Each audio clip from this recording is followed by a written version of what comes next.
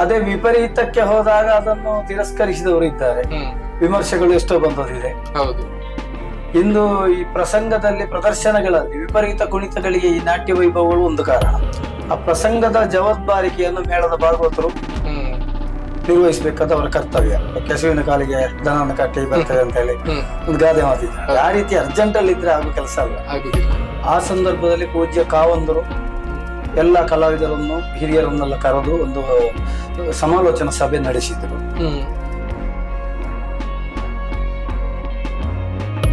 ಇತ್ತೀಚೆಗಿನ ದಿನಗಳಲ್ಲಿ ಧರ್ಮಸ್ಥಳ ಕ್ಷೇತ್ರ ಮಹಾತ್ಮೆ ಪ್ರಸಂಗದಲ್ಲಿ ಸಣ್ಣ ಬದಲಾವಣೆ ಬೇಕು ಎಂಬ ದೃಷ್ಟಿಕೋನದಿಂದ, ಅಂದ್ರೆ ಇಂದಿನ ಸಮಾಜದ ಕೆಲವು ಸ್ಥಿತಿಗತಿಗಳನ್ನರಿತು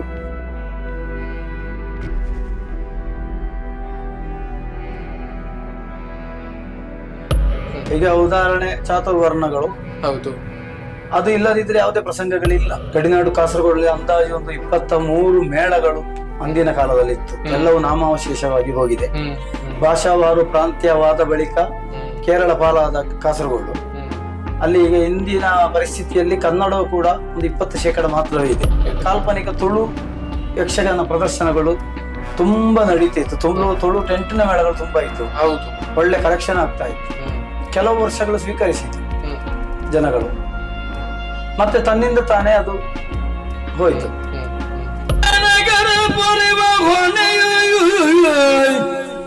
ಜನನಿ ಜನಗಣ ಪೊರೆವ ಹೊಣೆಯು ಅವರನುಗನಿಗೆ ಕರ್ತವ್ಯ, ಅನುಗನಿಗೆ ಕರ್ತವ್ಯ.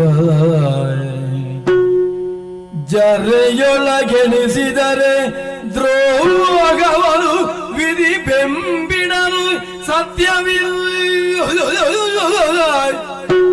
ಜರೆಯೊಳಗೆನಿಸಿದರೆ ದ್ರೋಹವನು ವಿಧಿ ಬೆಂಬಿಡದು ಸತ್ಯವಿದೋ.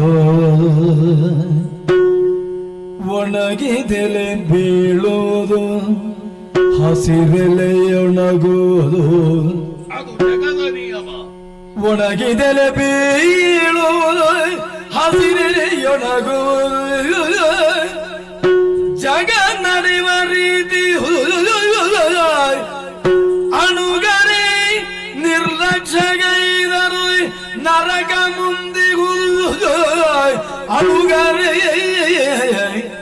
ನಿರ್ಲಕ್ಷ್ಯಗೈದರು ನರಕ ಮುಂದಗುದು, ನರಕ ಮುಂದಗುದು. ಜನನಿ ಜನಗರ ಪೊರೆವ ಹೊಣೆಯು ಅವರನ್ನು ಗನಿಗೆ ಕರ್ತವ್ಯ.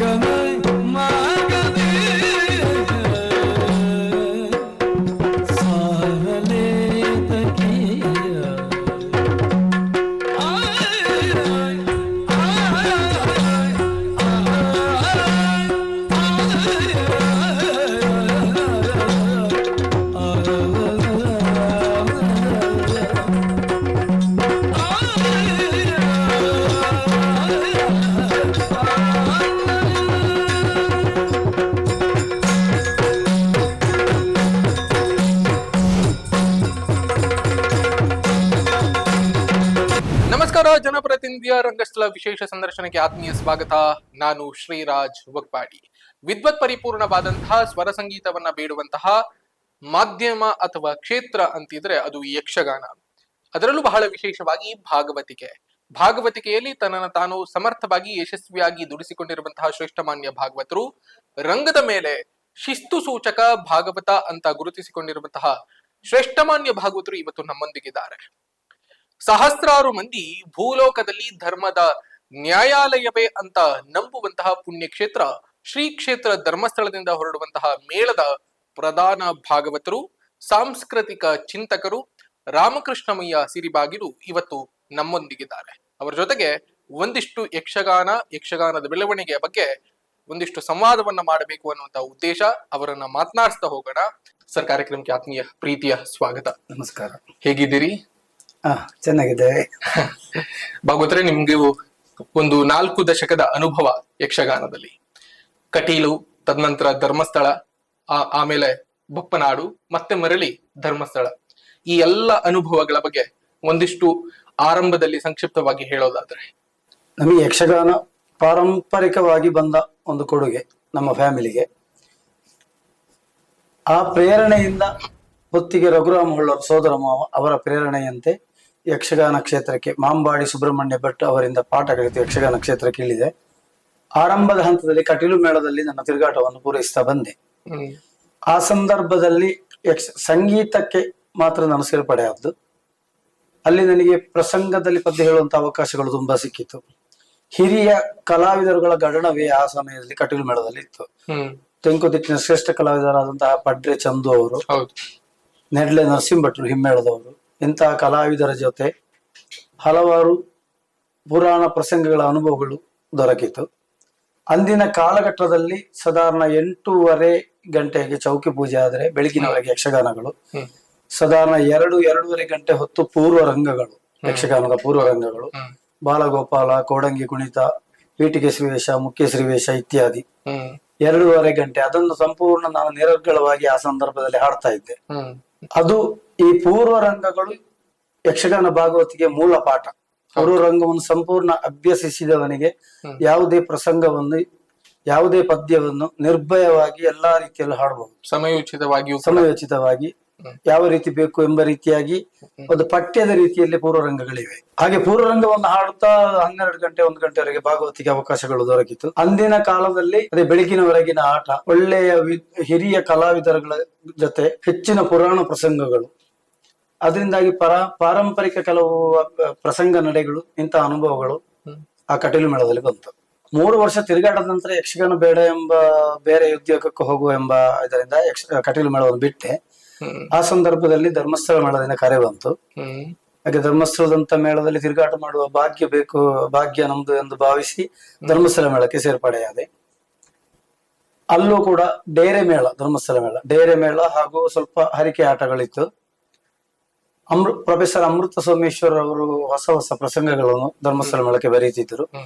ನಾನು ಸೇರ್ಪಡೆ ಆದ ವರ್ಷ ಸಾರ್ವಭೌಮ ಸಹಸ್ರಾನಿಕ ಅಂದ್ರೆ ಧರ್ಮಸ್ಥಳ ಮೇಳದ ಹಿರಿಯ ಕಲಾವಿದರಿಗೆ ಹೊಂದಿಕೆಯಾಗುವ ರೀತಿಯಲ್ಲಿ ಸಮಾಜಕ್ಕೆ ಉತ್ತಮ ಸಂದೇಶಗಳಿರುವ ಪ್ರಸಂಗಗಳು, ವಿಶೇಷವಾದ ಪ್ರಸಂಗಗಳು ಅಮೃತ ಸೋಮೇಶ್ವರ ರಚಿಸುತ್ತಿದ್ದರು. ಐತಿಹಾಸಿಕ ಪ್ರಸಂಗಗಳ ರೀತಿಯಲ್ಲಿ ಪುರಾಣ ಕಥೆಗಳನ್ನು ಆ ಸಮಾಜದ ನಮ್ಮ ಚಟುವಟಿಕೆಗಳಿಗೆ ಉತ್ತಮ ಸಂದೇಶಗಳು ಸಿಗುವ ರೀತಿಯಲ್ಲಿ.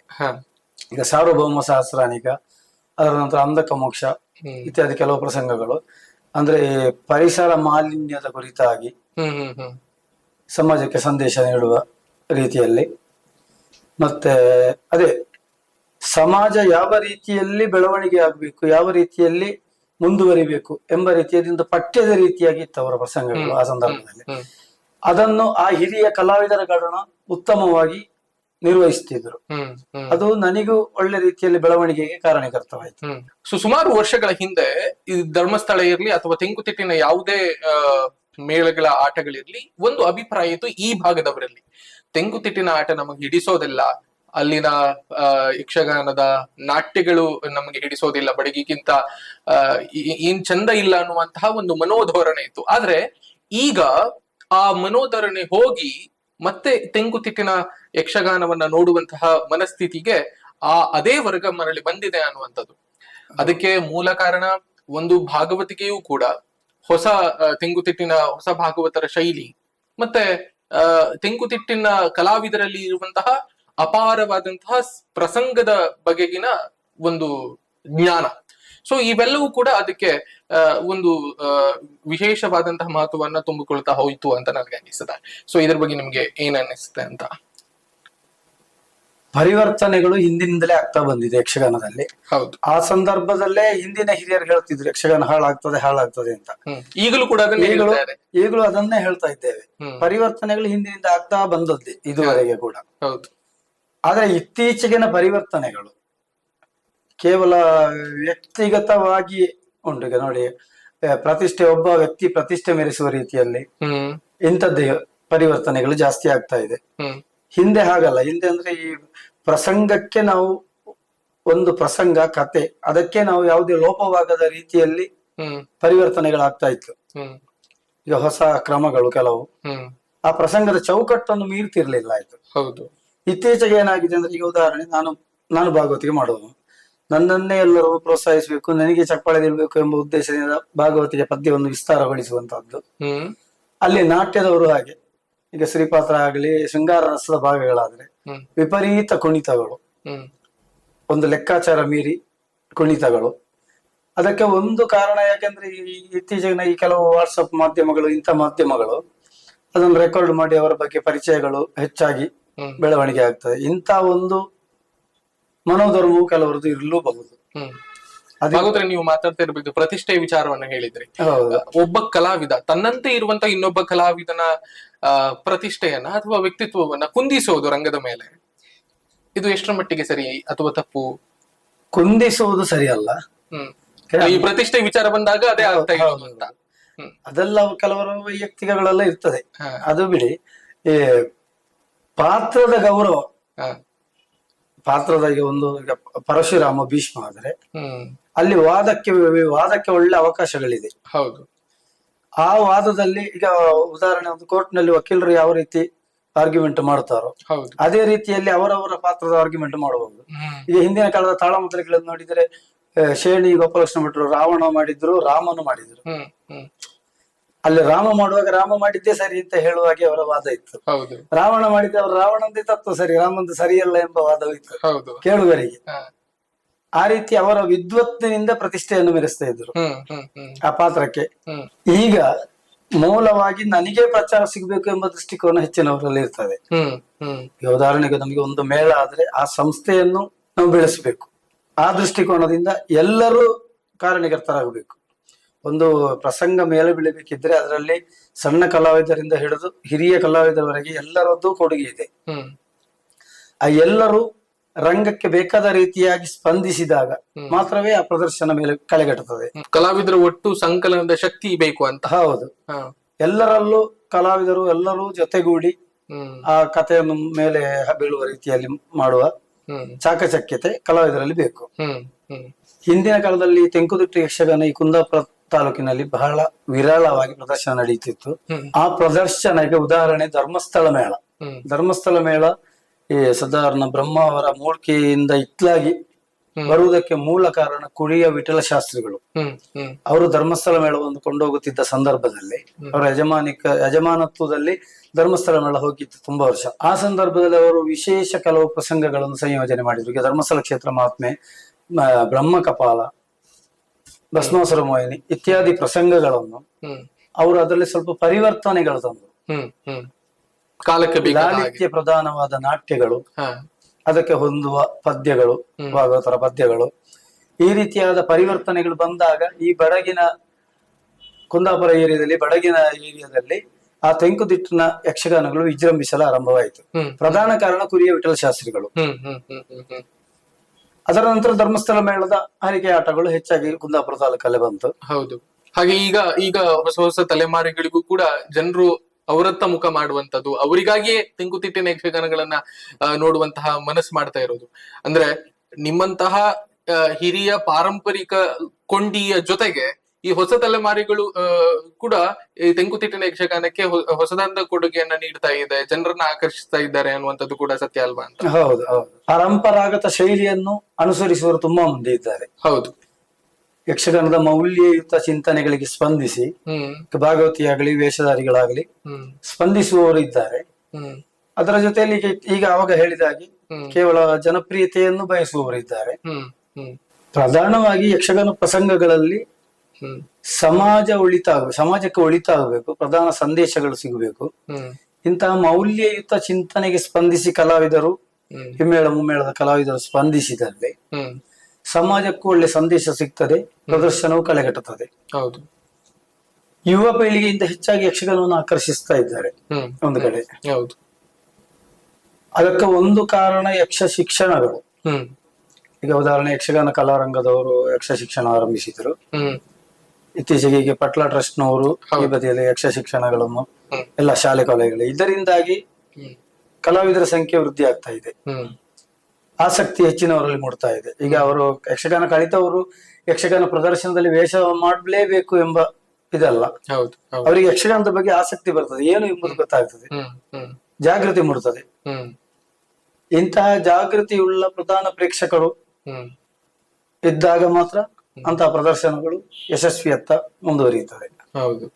ಸೊ ಭಗವತ್ರೆ, ಯಕ್ಷಗಾನದ ಅಭಿಮಾನಿಗಳಿದ್ದಾರಲ್ಲ, ಬಹುಶಃ ಯಾವುದನ್ನು ಕೂಡ ಅವರು ತ್ಯಜಿಸಿಲ್ಲ ಅಂತ. ಅಂದ್ರೆ ಯಕ್ಷಗಾನ ಕಾಲಾಂತರದ ಬದಲಾವಣೆ ಆಗುವಲ್ಲಿ, ಈಗ ಹರಕೆಯ ರೀತಿಯಲ್ಲಿ ಯಕ್ಷಗಾನ ಆರಂಭ ಆಯ್ತು, ಅಥವಾ ಅದಕ್ಕಿಂತ ಹಿಂದೆ ಜಾನಪದ ಶೈಲಿಯಲ್ಲಿ, ಮತ್ತೆ ಅದು ಹರಕೆ ರೂಪಕ್ಕೆ ತಾಳ್ತು, ಆಮೇಲೆ ಮತ್ತೆ ಒಂದು ಕಮರ್ಷಿಯಲ್ ಅನ್ನುವ ಹಾಗೆ ಡೇರೆ ಮೇಳಗಳು ಬಂದ್ವು, ಆಮೇಲೆ ಮತ್ತೆ ಒಂದಿಷ್ಟು ಕಾಲದ ಬದಲಾವಣೆಯ ನಂತರ ತಾಳಮದ್ದಲೆ ಇರ್ಲಿ ಅಥವಾ ಗಾನ ವೈಭವ ಇರ್ಲಿ, ನಾಟ್ಯ ವೈಭವ ಇರ್ಲಿ, ಹೀಗೆಲ್ಲವೂ ಕೂಡ ಹಂತ ಹಂತವಾಗಿ ಬೆಳಿತಾ ಬಂತು ಅಂತ. ಸೊ ಈ ಎಲ್ಲಾ ಪ್ರಕಾರಗಳನ್ನ ಯಕ್ಷಗಾನ ಅಭಿಮಾನಿಗಳು ಒಪ್ಪುತ್ತಾ ಬಂದ್ರು. ಮತ್ತೆ ಅದರ ನಡುವೆ ಒಂದಿಷ್ಟು ಮಂದಿ ವಿಮರ್ಶೆಗಳನ್ನ ಮಾಡುವಂತವರು ಕೂಡ ಇದ್ರು ಅಂತ ಅಲ್ವಾ? ಸೊ ಈ ಬಗ್ಗೆ ನಿಮ್ಗೆ ಏನ್ ಅನ್ಸುತ್ತೆ ಅಂತ? ಈ ಎಲ್ಲಾ ಪ್ರಕಾರಗಳು ಜನರನ್ನ ಸೆಳೆಯುವಲ್ಲಿ ಪ್ರಧಾನವಾದಂತಹ ಕೊಡುಗೆಯನ್ನ ನೀಡಿದೆವು ಕೂಡ, ಮತ್ತೆ ಆ ಎಲ್ಲಾ ಪ್ರಕಾರಗಳ ಬಗ್ಗೆಯೂ ಕೂಡ ಒಂದಿಷ್ಟು ವಿಮರ್ಶಕರು ಪ್ರೌಢ ಪ್ರೇಕ್ಷಕರ ವರ್ಗದಲ್ಲಿ ಇದ್ರು ಅಂತ. ಅವರವರ ಆಸಕ್ತಿಗೆ ಅನುಗುಣವಾಗಿ ಯಕ್ಷಗಾನದಿಂದಲೇ ಬೇರೆ ಬೇರೆ ಪ್ರಕಾರಗಳು ಹುಟ್ಟಿಕೊಂಡಿತು. ಈಗ ಗಾನ ವೈಭವ, ಹೌದು, ನೃತ್ಯ ವೈಭವ ಇತ್ಯಾದಿಗಳು, ಅದನ್ನು ಪ್ರೇಕ್ಷಕರು ಸ್ವೀಕರಿಸ್ತಾ ಬಂದರು ಒಂದು ಹಂತದಲ್ಲಿ. ಅದೇ ವಿಪರೀತಕ್ಕೆ ಹೋದಾಗ ಅದನ್ನು ತಿರಸ್ಕರಿಸಿದವರು ಇದ್ದಾರೆ, ವಿಮರ್ಶೆಗಳು ಎಷ್ಟೋ ಬಂದದಿದೆ. ಹೌದು. ಇಂದು ಈ ಪ್ರಸಂಗದಲ್ಲಿ ಪ್ರದರ್ಶನಗಳಲ್ಲಿ ವಿಪರೀತ ಕುಣಿತಗಳಿಗೆ ಈ ನಾಟ್ಯ ವೈಭವಗಳು ಒಂದು ಕಾರಣ. ಹೌದು ಹೌದು. ನಾಟ್ಯ ವೈಭವದಲ್ಲಿ ಅದು ನಾಟ್ಯಕ್ಕೆ ಇರುವಂತದ್ದು, ಅಲ್ಲಿ ಎಷ್ಟು ವಿಸ್ತಾರವಾಗಿ ಕುಣಿದ್ರು ಅದನ್ನೇ ಈ ರಂಗದಲ್ಲಿ ಅಳವಡಿಸಿಕೊಂಡು ಅದು ಈ ಸಮಯ ಕಾಲಮಿತಿ ಇತ್ಯಾದಿಗಳಿಗೆ ತುಂಬಾ ತೊಡಕಾಗ್ತದೆ ಅದರಿಂದಾಗಿ.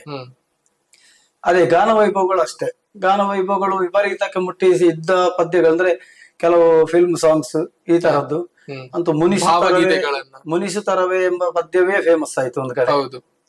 ಮತ್ತೆ ರಾಷ್ಟ್ರಭಕ್ತಿ ಗೀತೆಗಳು, ಅದು ತಪ್ಪು ಅಂತ ಹೇಳುದಲ್ಲ, ತಪ್ಪಲ್ಲ ಅದು, ಆದ್ರೆ ಅದಕ್ಕೊಂದು ಮಿತಿ ಬೇಕು. ಹೌದು ಹೌದು. ಅದನ್ನೇ ತಂದು ಯಕ್ಷಗಾನ ಪ್ರದರ್ಶನದಲ್ಲೇ ಅಳವಡಿಸುವುದಲ್ಲ. ಇತ್ತೀಚೆಗೆ ಒಂದು ಕಡೆ ಯಕ್ಷಗಾನ ಪ್ರದರ್ಶನ ಬೇಕು ಅಂತ ನಮ್ಮ ಹತ್ರ ಕೇಳಿದ್ರು, ಅಲ್ಲಿ ಉತ್ತರ ಕರ್ನಾಟಕದಲ್ಲಿ. ಅವ್ರದ್ದು ಪ್ರಸಂಗ ಯಾವ್ದು ಅಂತ ಕೇಳುವಾಗ ಅವ್ರು ಹೇಳಿದ್ರು ಅಂದ್ರೆ, ನಮಗೆ ಮುನಿಸುತ್ತರವೇ ಬರುವ ಪದ್ಯದ ಒಂದು ಪ್ರಸಂಗ ಬೇಕು. ಅಂದ್ರೆ ಅದರಿಂದಾಗಿ ಯಕ್ಷಗಾನವೇ ಮುನಿಸುತ್ತರವೇ ಪದ್ಯ, ಯಕ್ಷಗಾನದ ಪದ್ಯವೇ ಅಂತ ತಿಳ್ಕೊಳ್ಳುವವರು ಇದ್ದಾರೆ. ಆ ರೀತಿ ಮುಂದುವರಿಯುವುದು ಯಕ್ಷಗಾನ ಯಕ್ಷಗಾನವೇ. ಯಕ್ಷಗಾನದಲ್ಲಿ ಭಾವಗೀತೆಯನ್ನು ಯಕ್ಷಗಾನ ಪದ್ಯವಾಗಿ ಹೇಗೆ ಅಳವಡಿಸಿದ್ದಾರೆ ಎಂಬುದನ್ನು ಮಾತ್ರ ಪ್ರೇಕ್ಷಕರು ಗಮನಿಸಬೇಕಾದ್ದು. ಇವೆಲ್ಲವೂ ಕೂಡ ಬ್ರಾಂಚಸ್ಗಳು, ಅದನ್ನು ಒಪ್ಪಿಕೊಂಡು ಹೋಗಿದ್ದಾರೆ ಅಂತ. ಜಗತ್ತಿಗೆ ಒಪ್ಪುವಂತ ಮನಸ್ಥಿತಿ ಎಷ್ಟಿದೆಯೋ ಅಷ್ಟೇ ವಿಮರ್ಶಿಸುವ ದೃಷ್ಟಿಯೂ ಕೂಡ ಇದೆ ಅನ್ನೋದನ್ನ ಕಾಲಾಂತರದ ಬದಲಾವಣೆಯಲ್ಲಿ ಅದರ ಜೊತೆಗೆ ಬಂದಿದೆ ಅಂತ. ಒಂದು ಹಂತದಲ್ಲಿ ಎಲ್ಲರೂ ಒಪ್ಪಿಕೊಂಡು ಬಂದರು. ಹೌದು.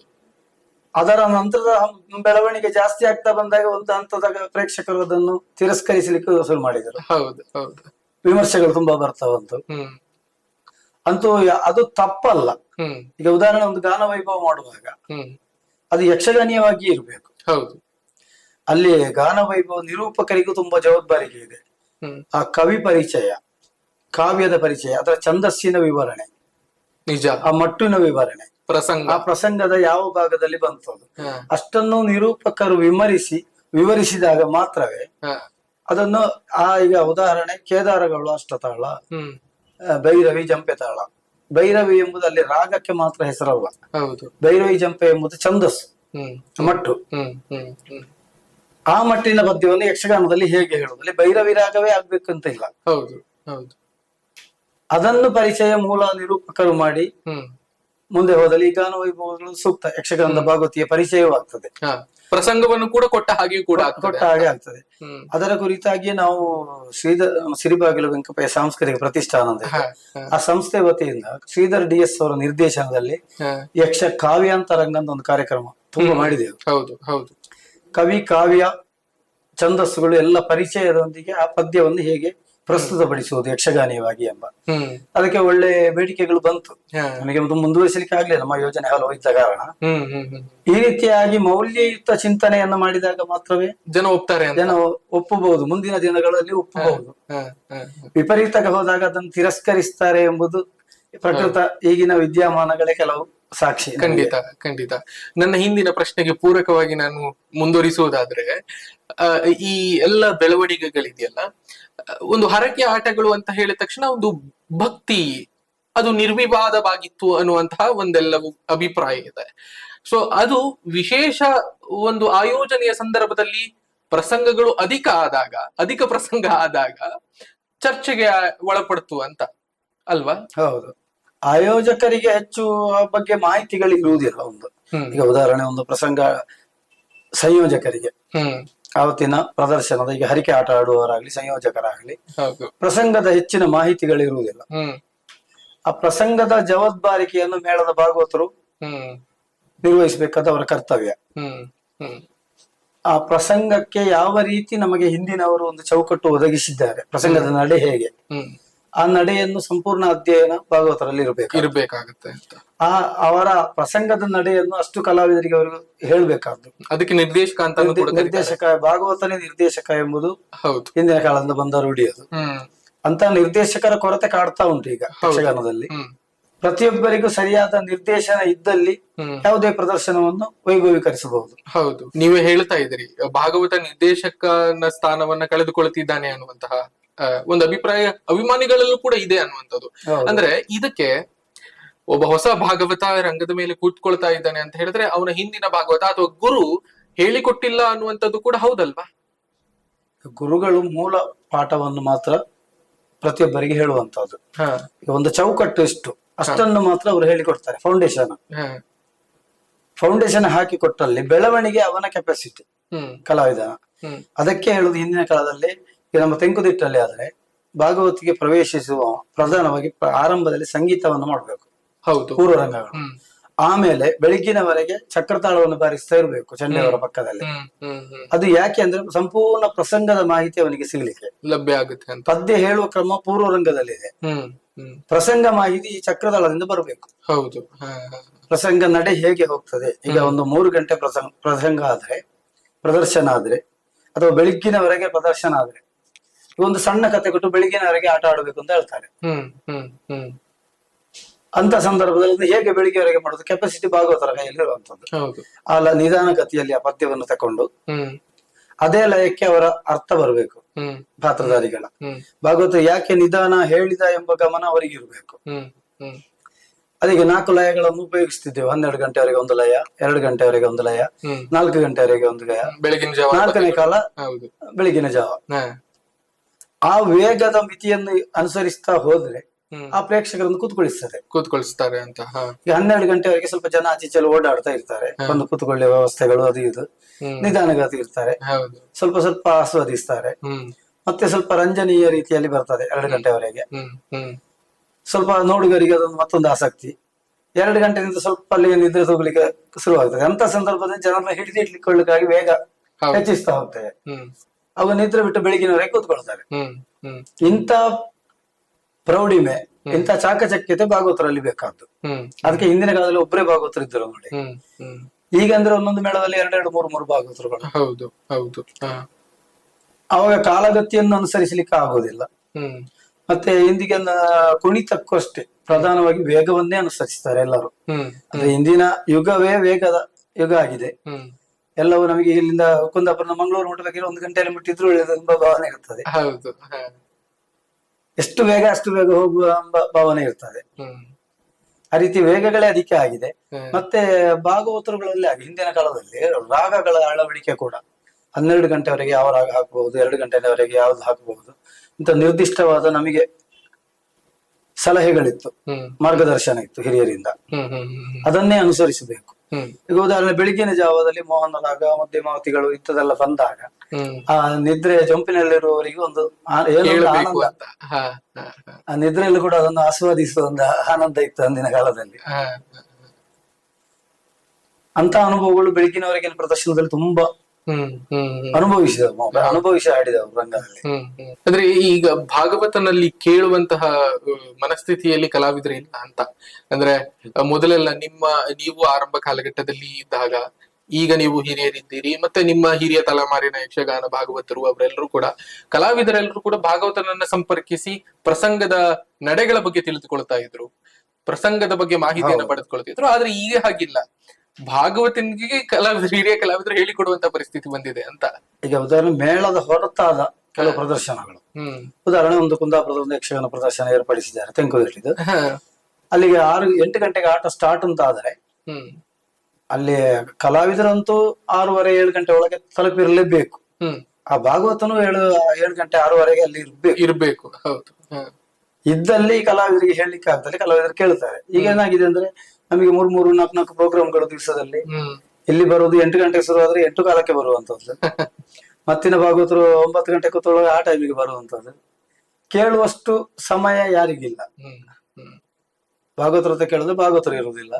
ಕಲಾವಿದರು ಅಷ್ಟೇ, ಕೆಲವು ಕಲಾವಿದರು ಅವರು 2 ವೇಷ ಎಲ್ಲ ಮಾಡಿಕೊಂಡು ಎಲ್ಲೆಲ್ಲಿಂದೆಲ್ಲ ಬರುವವರೆಲ್ಲ ಇರ್ತಾರೆ. ಇಂಥ ಸಂದರ್ಭದಲ್ಲಿ ಕೇಳುವ ತಾಳ್ಮೆ ಇರುವುದಿಲ್ಲ, ಸಮಯ ಅವಕಾಶ ಇರುವುದಿಲ್ಲ. ಕೇಳುವ ತಾಳ್ಮೆ ಇದೆ ಇವರಲ್ಲಿ.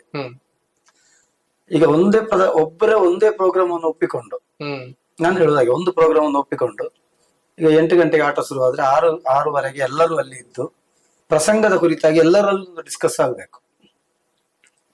ಈಗ ಮೊದಲಾದ್ರೆ ಭಾಗವತರು ಎಲ್ಲರಿಗೆ ಡೈರೆಕ್ಷನ್ ಮಾಡ್ತಿದ್ರು, ಭಾಗವತರು ಒಂದು ಕೇಳಬೇಕು. ಭಾಗವತರು ಇದ್ದು ಇಷ್ಟು ಕಲಾವಿದರು, ಈ ಪ್ರಸಂಗ ಹೀಗೆ ಹೋಗುದು. ಉದಾಹರಣೆ ಒಂದು ಸುದರ್ಶನ ವಿಜಯ ಆಗ್ಲಿ, ಅಲ್ಲಿ ಹೇಗೆ ವಿಷ್ಣು ಲಕ್ಷ್ಮಿ ಸಂಭಾಷಣೆ ಭಾಗ ಇಷ್ಟು ಗಂಟೆ, ಅದನ್ನು ಇಷ್ಟು ಪದ್ಯದಲ್ಲಿ ಹೀಗೆ ಕೊಂಡು ಹೋಗ್ಬೇಕು.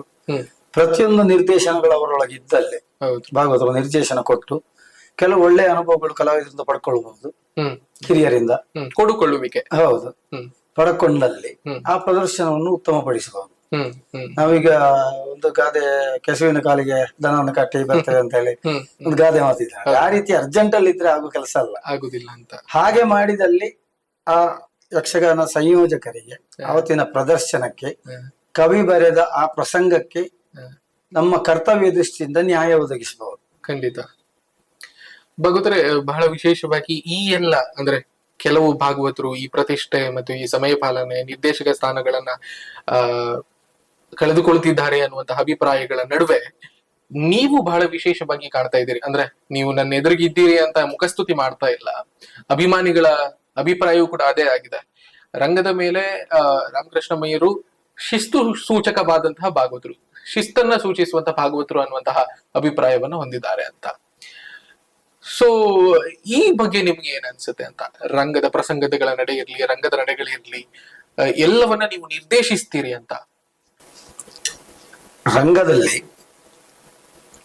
ತಲ್ಲೀನರಾದಾಗ ಶಿಸ್ತು ಎಂಬುದು ನಮ್ಮಲ್ಲಿ ಬರ್ತದೆ. ಉದಾಹರಣೆ, ಒಂದು ಕತೆ ಪ್ರಸಂಗದ ಒಳಗೆ ನಾವು ತಲ್ಲೀನತೆಯಿಂದ ಇದ್ದಾಗ ನಮ್ಮಲ್ಲಿ ಶಿಸ್ತು ಬಂದೇ ಬರ್ತದೆ. ಹೌದು. ಮತ್ತೆ ಕೆಲವು ಪ್ರಸಂಗ ಮಾಹಿತಿಗಳು ನನಗೆ ಉಳಿದವರಿಂದ ಬಂದಿದೆ, ಹೆಚ್ಚಿನ ಹಿರಿಯರಿಂದ. ಇನ್ನೊಂದಿಗೆ ಪ್ರಧಾನವಾಗಿ ನಾನು ಹೆಚ್ಚು ಪ್ರೋಗ್ರಾಮ್ಗಳಿಗೆ ಒಪ್ಕೊಳ್ತಾ ಇಲ್ಲ. ಮೇಳದ ಕಾರ್ಯಕ್ರಮ ಮಾತ್ರ, ಮೇಳದಲ್ಲಿರುವಾಗ ಮಳೆಗಾಲದಷ್ಟು ಬೆರಳೆಣಿಕೆ ಕಾರ್ಯಕ್ರಮಗಳಿಗೆ ಮಾತ್ರ ಹೋಗ್ತಾ ಇದ್ದೇನೆ, ಹೆಚ್ಚಿನ ಕಾರ್ಯಕ್ರಮಗಳಿಗೆ ಹೋಗ್ತಾ ಇಲ್ಲ. ಮತ್ತೆ ಪರಂಪರೆಯನ್ನು ಮೆಚ್ಚುವ ಕಲಾವಿದರು ಯಾರು ಇದ್ದಾರೆ ಅಂತ ಪ್ರದರ್ಶನಗಳಿಗೆ ಹೆಚ್ಚಾಗಿ ಒಪ್ಪಿಕೊಳ್ಳುವಂತದ್ದು, ಯಾರು ಕಲಾವಿದರು ಇದ್ದಾರೆ ನೋಡಿಕೊಂಡು. ಅಂದ್ರೆ ನಮ್ಮ ಭಾಗವತಿಗೆ ಸ್ಪಂದಿಸುವ, ಭಾಗವತಿಗೆ ಎಂಬ ಜಾಗಕ್ಕೆ ಗೌರವ ಕೊಡುವಂತಹ ಕಲಾವಿದರು ಯಾರಿದ್ದಾರೆ ಅಂತ ಪ್ರದರ್ಶನಗಳಿಗೆ ಮಾತ್ರ ಭಾಗಿಯಾಗ್ತೇನೆ. ಬಹುಶಃ ಇದು ಈ ಮನೋಭಾವ ಎಲ್ಲ ಕಲಾವಿದರಿಗೆ ಇರಬೇಕು ಅಂತ ಅನ್ಸುತ್ತೆ ನಂಗೆ. ಇದ್ದಲ್ಲಿ ಪ್ರದರ್ಶನ ಒಳ್ಳೇದಾಗುವುದು. ಹೌದು ಹೌದು. ಎಲ್ಲರೂ ಆ ಮನೋಭಾವ ಇರಿಸಿಕೊಂಡಲ್ಲಿ ಮೌಲ್ಯಯುತ ಪ್ರದರ್ಶನವನ್ನು ಕೊಡಬಹುದು. ಹೌದು. ಕೆಲವು 4 ಕಾಸು ಜಾಸ್ತಿ ಕೊಡ್ತಾರೆ ಅನ್ನೋ ಕಾರಣಕ್ಕೆ ಸಿಕ್ಕಿದ ಅವಕಾಶಗಳನ್ನೆಲ್ಲ ಪಡೆಯೋದು ಅದು ಸೂಕ್ತ ಅಲ್ಲ ಅಂತ ಅನ್ಸುತ್ತೆ.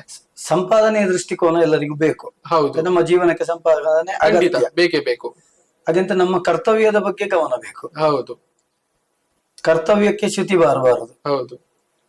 ಕರ್ತವ್ಯಕ್ಕೆ ಚ್ಯುತಿ ಬಾರದೆ ಮನಪೂರ್ವಕ ಸ್ಪಂದಿಸಿ ಅಲ್ಲಿ ರಂಗಕ್ಕೆ ನ್ಯಾಯ ಒದಗಿಸಿದಲ್ಲಿ ಅವನ ಸಂಪಾದನೆ ದೃಷ್ಟಿಕೋನಕ್ಕೂ ದೇವರು ಅನುಗ್ರಹಿಸ್ತಾರೆ. ನನ್ನ ಭಾವನೆ, ನನ್ನ ಅನುಭವಗಳು. ಹಾಗಾದ್ರೆ ಬಹಳ ವಿಶೇಷವಾಗಿ ಬಡಗಿರ್ಲಿ ತೆಂಕಿರ್ಲಿ ಉಭಯ ತಿಟ್ಟುಗಳಲ್ಲೂ ಕೂಡ ಪರಂಪರೆಯನ್ನ ಮೆಚ್ಚುವಂತಹ ಕಲಾ ಅಭಿಮಾನಿಗಳು ಸಂಖ್ಯೆ ಕಡಿಮೆ ಆಗ್ತಾ ಇದೆ. ಯಾಕೆ ಕೇಳಿದ್ರೆ ಶೈಲೀಕೃತವಾಗಿ ಎರಡೂ ತಿಟ್ಟುಗಳಲ್ಲಿ ಬಂದಿದೆ ಅಂತ. ಈಗ ಭಾಗವತಿಕೆಯಲ್ಲಿರ್ಲಿ, ನಾಟ್ಯದಲ್ಲಿರ್ಲಿ, ತೆಂಕಿನಲ್ಲಿ ಹೇಳಿದ್ರೆ ಆಲಾಪನೆಗಳು ಜಾಸ್ತಿ, ಮುಮ್ಮೇಳನದಲ್ಲಿ ಗಿರಿಕಿ ಹೊಡೆಯೋದು ಜಾಸ್ತಿ ಆಗ್ತಾ ಇದೆ, ಆ ಎಲ್ಲ ವಿಚಾರಗಳು. ಮತ್ತೆ ಬಡಗಿನಲ್ಲಿ ನಾಟ್ಯ ಶೈಲಿ, ಮಾತುಗಾರಿಕೆ ಇವೆಲ್ಲವೂ ಕೂಡ, ಭಾಗವತಿಕೆ ಇವೆಲ್ಲವೂ ಕೂಡ ಒಂದ್ ರೀತಿ ಶೈಲೀಕೃತವಾಗಿ ಬೆಳೀತಾ ಬೆಳೀತಾ ಬಂದು ಪರಂಪರೆಯನ್ನ ಹೆಚ್ಚಾಗಿ ಒಪ್ಪುವಂತಹ ವರ್ಗ ಕಡಿಮೆ ಆಗ್ತಾ ಇದೆ, ಶೈಲೀಕೃತವನ್ನ ಒಪ್ಪುವಂತಹ ವರ್ಗ ಜಾಸ್ತಿ ಆಗ್ತಾ ಇದೆ. ಸೊ ಈ ನಡುವೆ ನೀವು ನಿಮ್ಮ ಹೆಚ್ಚುಗಾರಿಕೆಯನ್ನು ಉಳಿಸಿಕೊಂಡಿದ್ದೀರಿ ಅಂತ. ನಿಮ್ಮಂತ ಭಾಗವತರು ಅಥವಾ ನಿಮ್ಮಂತ ಕಲಾವಿದರು ಈ ಕಾಲಘಟ್ಟದಲ್ಲೂ ಕೂಡ ರಾಮಕೃಷ್ಣ ಮಯ್ಯರು ಬಂದ್ರೆ ಈ ತರದ ಒಂದು ಯಕ್ಷಗಾನವನ್ನ ನಾವು ನೋಡಬಹುದು ಅನ್ನುವಂತಹ ಅಭಿಮಾನಿಗಳ ವರ್ಗದವರಿಂದ ಅಭಿಪ್ರಾಯವನ್ನ ನೀವು ಇವತ್ತಿಗೂ ಕೂಡ ಯಥಾರ್ಥವಾಗಿ ಸಾರ್ಥಕವಾಗಿ ಉಳಿಸಿಕೊಂಡಿದ್ದೀರಿ ಅಂತ. ಈ ಬಗ್ಗೆ ಏನ್ ಅನ್ಸುತ್ತೆ? ಅದಕ್ಕೆ ಮೂಲ ಕಾರಣ ನಮ್ಮ ಹಿರಿಯರ ಅನುಗ್ರಹವೇ ಇರಬಹುದು. ದೇವರ ಅನುಗ್ರಹ, ಹಿರಿಯರ ಅನುಗ್ರಹ. ಕಲಾಭಿಮಾನಿಗಳು ಆ ರೀತಿ ಭಾವನೆ ತಿಳ್ಕೊಂಡಿದ್ರೆ ನನ್ನ ಯಕ್ಷಗಾನ ಸೇವೆ ಸಾರ್ಥಕ ಆಯ್ತು ಅಂತ ನಾನು ಭಾವಿಸ್ತೇನೆ ಅಷ್ಟೇ, ಬೇರೆ ಏನು ಹೇಳುವ ವಯಸ್ಸಿಲ್ಲ. ಭಾಗವತರೆ, ನೀವು ಧರ್ಮಸ್ಥಳ ಮೇಳದಲ್ಲಿ ಸುಮಾರು ವರ್ಷಗಳಿಂದ ಕೆಲಸ ಮಾಡ್ತಾ ಇದ್ದೀರಿ. ಕ್ಷೇತ್ರ ಮಹಾತ್ಮೆಯಲ್ಲಿ ಒಂದು ಬದಲಾವಣೆಯನ್ನ ತರುವಂತಹ ಪ್ರಯತ್ನಕ್ಕೆ ನೀವು ಮೂಲ ಕಾರಣೀಕರ್ತರಾಗಿ ಇರ್ತೀರಿ ಅಂತ. ಒಂದು ಪ್ರಸಂಗ ಇರ್ಲಿ, ಅದು ಕ್ಷೇತ್ರ ಮಹಾತ್ಮೆ ಇರ್ಲಿ, ಪೌರಾಣಿಕ ಇರ್ಲಿ, ಸಾಮಾಜಿಕ ಇರ್ಲಿ, ಯಾವುದೇ ಇರ್ಲಿ, ಕಾಲಮಿತಿಯ ವಿಷಯ ಬಂದಾಗ ಕತ್ತರಿ ಹಾಕುವುದು ಅಷ್ಟು ಸುಲಭ ಅಲ್ಲ.